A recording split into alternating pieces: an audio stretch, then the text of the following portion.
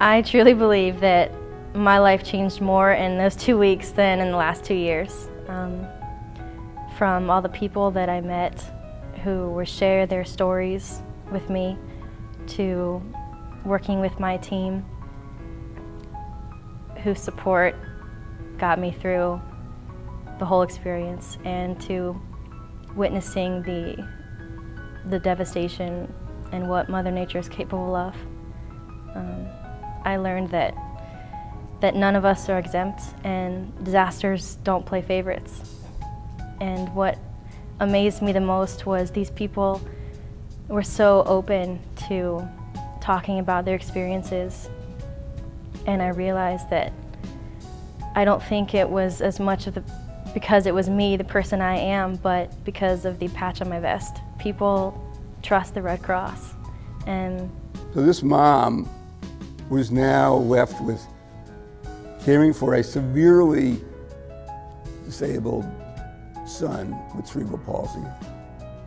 And we wanted to make sure she was doing okay and coping with all that was involved with trying to recover from Sandy. We found the house, and the house wasn't really severely affected because it was up a little bit higher ground. My partner and I, because we always go out in teams, introduced ourselves to this woman, and she invited us in and invited us back to meet her son, who was in bed on oxygen in a hospital bed, requiring electrical hookups for mattress that kind of move back and forth to prevent bed sores. She had a device that helped her suction her son because he had a lot of phlegm, because the illness he has is accompanied with that. And she shared with us that the night that Sandy had hit, she was kind of over the top, because she knew that if the electricity went out, the electricity that kept all these life-saving devices would go out as well. Fortunately, she was in touch with the local police and fire, and they very quickly arranged for a generator. So there were times when the power would go out and the generator had to kick in. And she was concerned continually until the power came back on that the power would be knocked out, or the generator would lose gasoline, or something would happen. But she was doing well with this. I think the silver lining to all this, I shared with her that I had grown up in North Jersey. I'd gone to a cerebral palsy center nearby, and we chatted a little more, and we discovered that the executive director and some of the staff who had helped me as a young man or a young child also were people that she and her son knew as well. And I really think that just sharing a little part of my experience that was similar to she and her son's really gave her some solace or some sense of connection. And I think it's little things like that sometimes that people need to hear about or just experience, to give them a little bit of a way to say, yeah, I can get through this too. And in the end of it, she was very excited. She gave me a big hug, and we wished each other the best. It is a weird situation knowing that you're going to jump into a truck with a perfect stranger and go on a road trip. I have trust in Red Cross volunteers. I've done it before.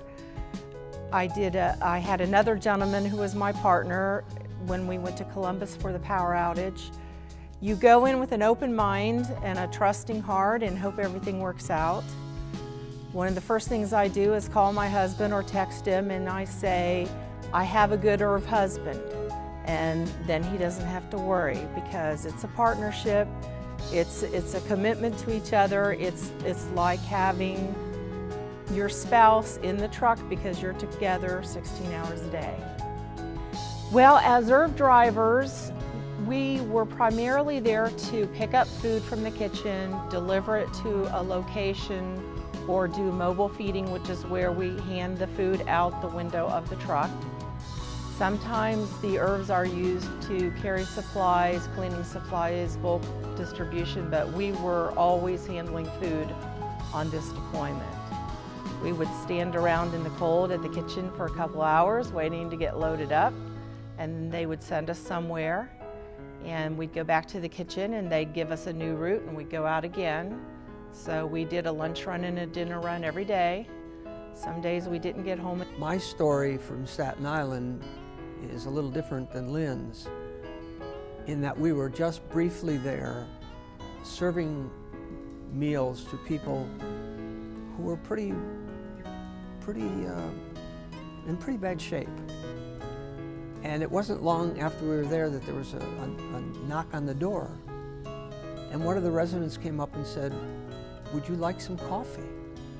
And I was just amazed. I said, "Well, yeah." She said, "I'm sorry, it's going to be decaf and instant." And I said, "That is so wonderful." And she brought us some hot coffee. You know, in the midst of all this suffering, this person was interested in making our being there a little more comfortable. And that was really great. We mentioned that we also had some helpers. Red Cross had some helpers from the kitchen who went out among the project and asked, not the project, but among the housing there, and asked if there are people who couldn't get to the truck to get food, and then they would get the food and deliver it to those people.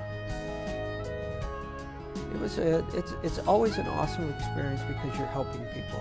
It's wonderful because you're hands-on helping people. It's not sending a check. It's actually putting food in a container, filling it with a meat and a vegetable and some fruit, and handing it to somebody who needs the food.